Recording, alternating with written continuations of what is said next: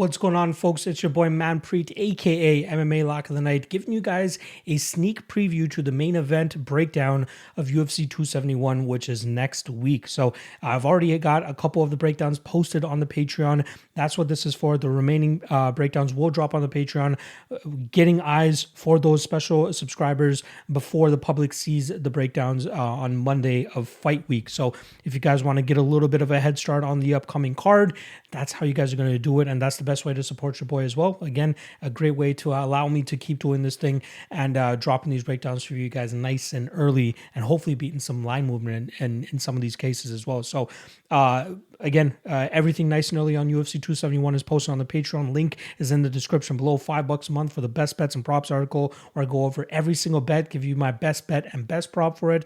A great Discord community, prize picks tips that I've been starting to drop on there. A ton of great perks, not to mention the pay-per-view parlay for the patrons, where I put out a survey. They pick their 4 best spots on the card from over-unders and money line, and then whatever is the 4 most voted on spots on the card, I put 5% of my Patreon profit. I put it towards that parlay. If that parlay hits, I give it away to a random Patreon member. So again, another great perk for you guys to hop on board and check out your boy on the Patreon. So once again, link is in the description below. Remaining breakdowns will be posted on there as well. But for now, enjoy the breakdown for Israel Adesanya versus Robert Whittaker. Time for the main event. It is Act 2 of the middleweight title fight between Israel Adesanya and Robert Whittaker. We got minus 275 on Israel Adesanya and plus 225 the return on Robert Whittaker. Now, when the first time these guys stepped into the cage against each other, I believe it was October of 2019, we saw the pick'em price on both guys here. It was a 50-50 fight going into that fight. Israel Adesanya ultimately dispatches of him in the second round of that fight. Looked competitive up until the last couple seconds of that first round, where Israel Adesanya was able to lay him out, rock him very badly, and then ultimately finish him in the second round after having him wobbled early in that fight. A couple other interesting facts regarding this specific fight. Whittaker was actually coming off a 14-month-long layoff going into that fight against Israel Adesanya, which is obviously not very, not the best to go up against Israel Adesanya after such a long layoff. Not to mention he was dealing with a hernia-related issue, which ultimately caused him to pull out of that fight against Kelvin Gastelum the same night, I believe, Israel Adesanya fought Anderson Silva. But he comes back, rehabs, gets back to somewhat good health, and goes up against Adesanya. And apparently, according to a lot of the interviews after the fight, he was dead set on trying to take the head off of Israel Adesanya. And you could see that in his game plan. He was going out there and he was just trying to knock the hell out of Israel Adesanya, a little bit more aggressive than he normally is, right? He was darting in and out a lot. He was putting up a lot of volume, which is why I thought he had a good case of winning that first round up until getting dropped and rocked by Israel Adesanya in the last seconds. But after that, Whittaker just was not the same. Adesanya was able to just wait, stay patient, and eventually find that kill shot midway through the second round.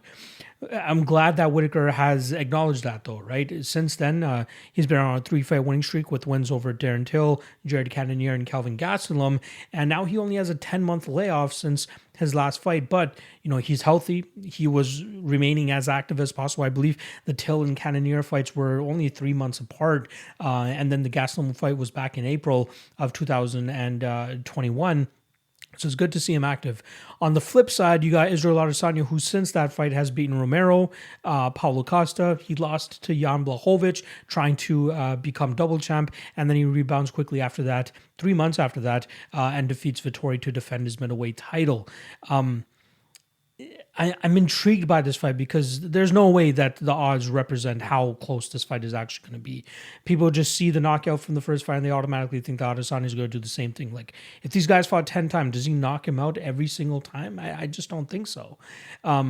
Not saying that's what the odds are indicating, but like at a 73% implied probability, like 7 out of 10 times does it happen? I still don't believe that happens. I think if this fight goes 25 minutes, Robert Whittaker has a great style to win minutes, and especially against Adesanya, if he can mix in some takedowns and mix in some volume on the feet, he could absolutely sway the judges in his favor. Over the last 2 fights, Israel Adesanya has been taken down just as many times as he was in his first 9 fights in the UFC. And that number is 7. We saw obviously Jan Blachowicz be able to control him in the third or fourth and fifth round by taking him down. Obviously, Jan Blachowicz is going to have 20, 30 more pounds than what Whittaker will have when he steps into the cage against Adesanya. So that is definitely a contributing factor as to why the grapple heavy approach was successful there.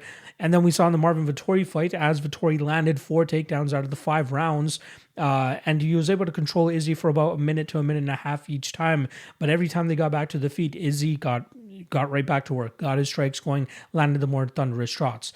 And that's where I think the difference with Whittaker is going to come. I think Whittaker will land some takedowns here, and he could get maybe a minute of control time on top. But then on the feet, he doesn't have that slow, brutish style of Marvin Vettori where he's super hittable, right? He just plods forward and he doesn't mind taking one on the chin because he thinks he can hit you back harder.